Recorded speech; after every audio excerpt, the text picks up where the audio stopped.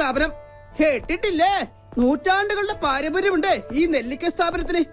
അന്ന് തുടങ്ങിയ ബിസിനസ്സാ. ഇന്നിപ്പോ മിന്നു ഗ്രൂപ്പിന്റെ കീഴിലില്ലാത്ത ബിസിനസ്സുകളില്ല. ഡ്രൈവറെ ആവശ്യമുണ്ടെന്ന് അറിഞ്ഞിട്ട് വന്നതാണല്ലേ? പക്ഷെ നോക്കിയിട്ട് തന്റെ കാര്യം പോക്കാം. ഇവിടെ നല്ല തുമ്പപ്പൂ പോലെ വെളുത്ത ആളുകൾക്ക് മാത്രമേ ജോലി കൊടുക്കൂ. കാരണം എന്താ, ഈ നെല്ലിക്കൽ കുടുംബം രാജവംശത്തിൽ പെട്ടതാണേ. അത് തന്നെ പോലുള്ള നീഗ്രകളുടെ രാജവംശം അല്ല. വെളുത്തിരിക്കണം, ഇല്ലെങ്കിലേ വെളുപ്പിച്ചിരിക്കണം. മിനിമം ഇത്രയെങ്കിലും.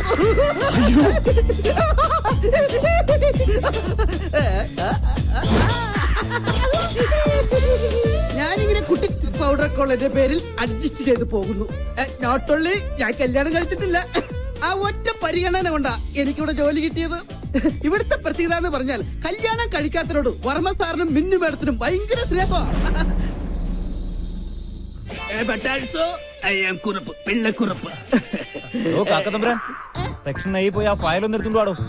കാക്കത്തമ്പുരാൻ നിന്റെ അപ്പൻ അസുഖാൽക്കാർ സ്നേഹം കൊണ്ടോൾ ഇങ്ങനെയും വിളിക്കും. ബൈ ദ ബൈ, ഇവിടുത്തെ ജോലി കിട്ടിക്കഴിഞ്ഞാൽ ജീവിതത്തിനൊരു ഗ്യാരണ്ടിയായി. വിശ്വസിച്ചു കഴിഞ്ഞാൽ ഇവിടുത്തെ കുടുംബത്തിലൊരു അംഗമായിട്ട് കൂടെ താമസിക്കുകയും ചെയ്യാം. പിന്നെ എന്നാൽ വിശ്വസിക്കാൻ പറ്റാത്ത രണ്ടുപേരുണ്ട്. അതിലൊരാളാണ് ദാ വരുന്നത്, വർമ്മ സാറിന്റെ അളിയൻ Madhava Varma. Good morning sir. Good morning. Good morning. England Siddhabad. ഇതേതാ നിന്നെക്കാൾ വലിയ വെലിക്കാക്ക? വെലിക്കാക്ക സാറിന്റെ അച്ഛൻ. ഡ്രൈവറിന്റെ ഒഴിവുണ്ടെന്ന് പറഞ്ഞാലും വന്നാണേ. അതാണ് ജനറൽ മാനേജറുടെ മുറി. അങ്ങോട്ട് നടന്നോളൂ, ഞാൻ വന്നേക്കാം. ഓ, ഇനി അവിടെ ഉണ്ടാവും അടുത്ത അവതാരം. വർമ്മ സാറിന്റെ മരുമകൻ മഞ്ജുളകുമാരൻ. ഒന്ന് നിന്ന് എനിക്ക് തല ഇറങ്ങുന്നു. ആളിറങ്ങുന്നു.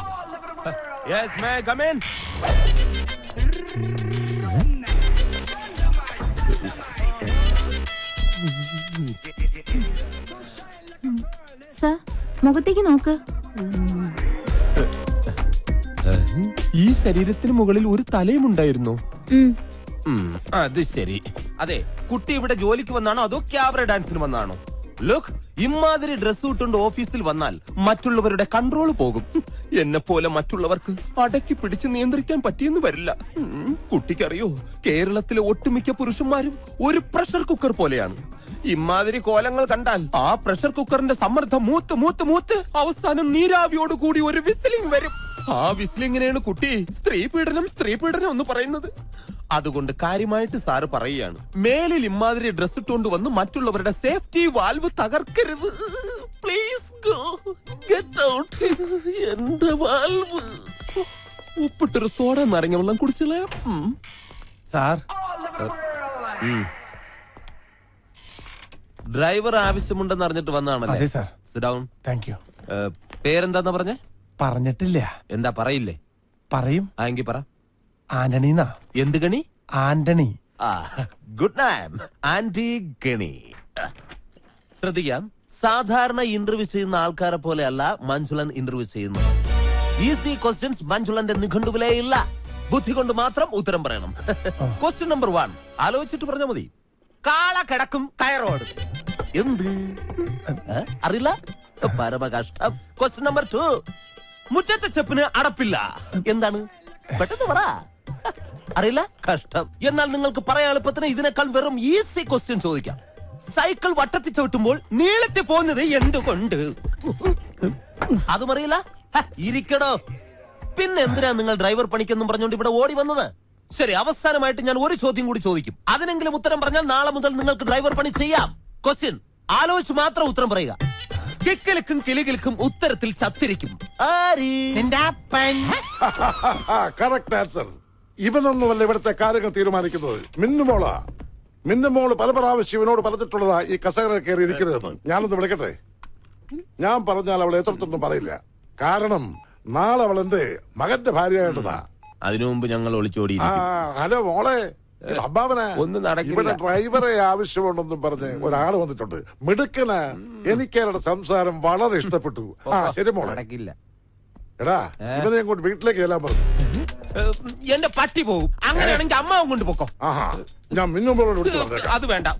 അതെ, ഇതിനൊക്കെ ഇംഗ്ലീഷിൽ ഒരു ചൊല്ലുണ്ട്. എന്താ അത്? I don't know to worry immediately salutification in the way. What my friends, what my problem? എന്ന് വെച്ചാൽ നീ നന്നായാൽ നിനക്ക് കൊള്ളാന്ന്. വാടോ, ഇവനോട് പറഞ്ഞതാ. വാടോ. ആ കൂടുതൽ ചാരണ്ട, തന്റെ കറുപ്പതിൽ പിടിക്കും. പിന്നെ എന്റെ തന്തയ്ക്ക് വിളിച്ച തനിക്ക് ഇവിടെ ജോലിയൊന്നും കിട്ടാൻ പോകുന്നില്ല.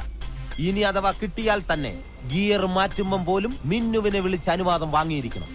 അത്തരം കാര്യങ്ങളിൽ മിന്നു കർക്കശക്കാരിയാണ്. നോക്കിയോ.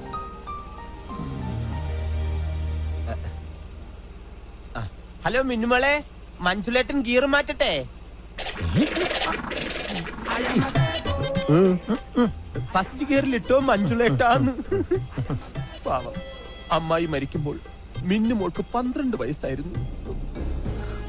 അന്നാണ് അവളുടെ ജീവിതത്തിൽ അത് സംഭവിച്ചത്. എന്ത് ദുരന്തം, ഐ മീൻ ട്രാജഡി. കളിച്ച് ചിരിച്ച് പ്രണയിച്ച് SMS അയച്ച് ആടിപ്പാടി നടക്കേണ്ട പ്രായത്തിൽ, അതായത് വെറും 12ാമത്തെ വയസ്സ്, പാവ മിന്നുമോള് പെട്ടെന്ന് പ്രായപൂർത്തിയായി. ഐ മീൻ പക്വതയ്ക്ക് അഡിക്റ്റായി പോയി.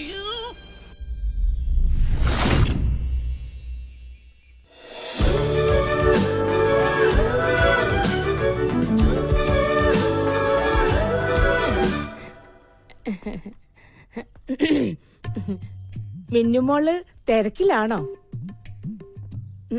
അല്ല, തിരക്കാണേ അമ്മായി പിന്നെ വരാട്ടോ. അമ്മായിക്ക് പറയാനുള്ളത് എന്താന്ന് വെച്ചാ പറയും. അയ്യോ, പറയാനല്ല, മോക്കൊരു ഗിഫ്റ്റ് തരാൻ വേണ്ടിട്ടാ. ഇതെവിടുന്നാ? അമേരിക്കന്നാ.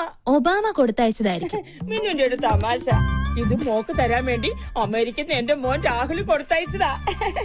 അമ്മായി തന്നെ തുറക്ക്. ഞാനോ? ആ, എന്തൊക്കെയാ അതിനകത്തുനിന്ന് കാണാനോ? ഓ അങ്ങനെ. അയ്യോ, ദേ മൊബൈൽ ഫോൺ. കൊള്ളാലോ. അതെ, അവന്റെ ഒരു ഫോട്ടോ മോക്ക് എപ്പോഴും കാണാൻ വേണ്ടി അവൻ കൊടുത്തു വിട്ടതാ.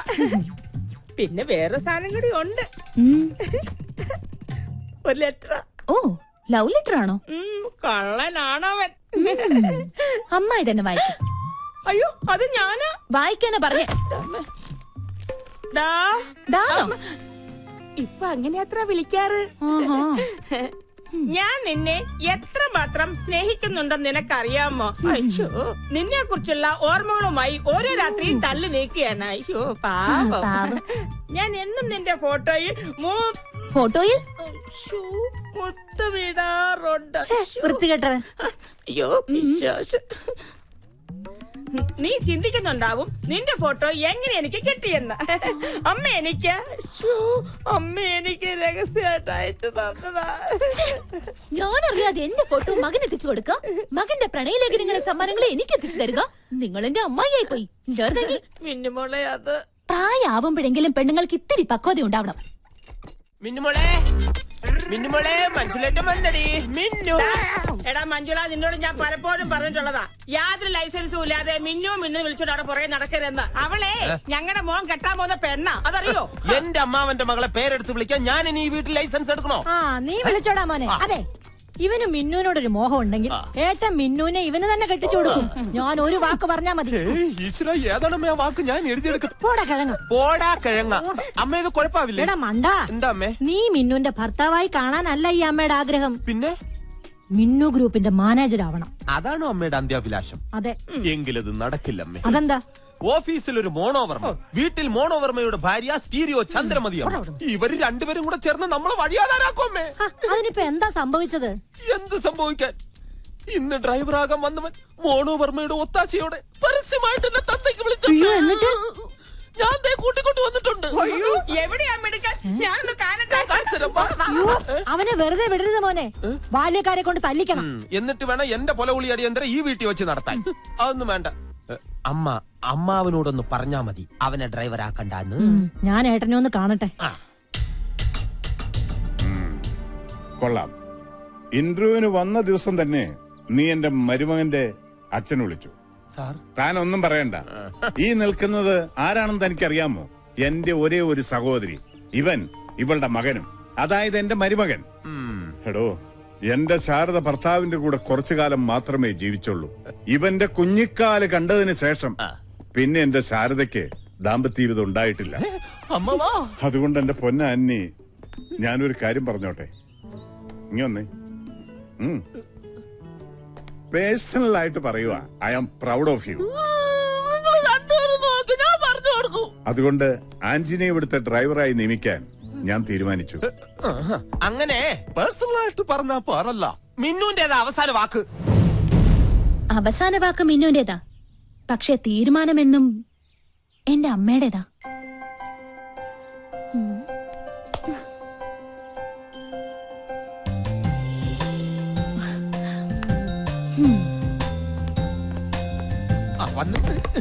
മിന്നുമോളെ, ഇവനെ എന്റെ തന്തയ്ക്ക് അറിഞ്ഞു. മഞ്ജുലേട്ടാ, കാറിന്റെ ചാവി എവിടെ? എന്റെ കയ്യിലുണ്ട് മോളെ. മോൾക്ക് എവിടെ പോണോന്ന് പറഞ്ഞാ മതി. മഞ്ജുലേട്ടൻ റെഡി. പറഞ്ഞ കാട്ടില്ലേ, ഇറങ്ങി പോടാ. ആ ചാവി അയാളുടെ കയ്യിൽ കൊടുക്കും. പറഞ്ഞേ കേട്ടില്ലടാ.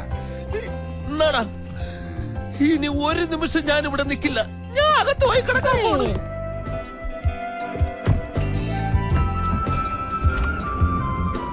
മഞ്ജുലേട്ടൻ ഗിയർ മാറ്റട്ടെ?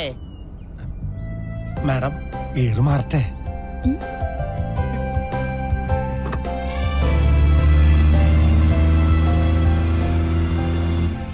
ആന്റണി, ഇവിടെ എല്ലാ കാര്യങ്ങളും സ്ട്രിക്റ്റ് ആണ്.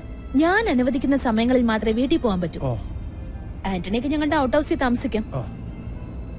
ഓ പിന്നെ ഇടയ്ക്കിടയ്ക്ക് വീട്ടിൽ പോയി ഭാര്യയും മക്കളെയും കാണാൻ തോന്നുവാണെങ്കിൽ ജോലി ഉപേക്ഷിക്കാൻ തയ്യാറായിക്കോ. അങ്ങനെ ഒരു ആവശ്യമായിട്ട് ഞാൻ വരുന്ന എനിക്ക് തോന്നണല്ലേ. അതെന്താ, നിങ്ങൾക്ക് ഭാര്യയും മക്കളൊന്നുമില്ലേ? ഞാൻ കല്യാണം കഴിച്ചിട്ടില്ല. ഓ,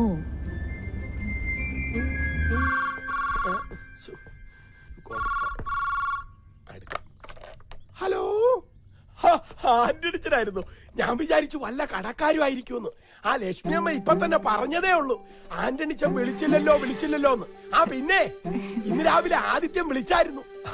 നീ ഫോൺ ലക്ഷ്മിയുടെ കയ്യിൽ കൊടുത്തേ. കൊടുക്കാം.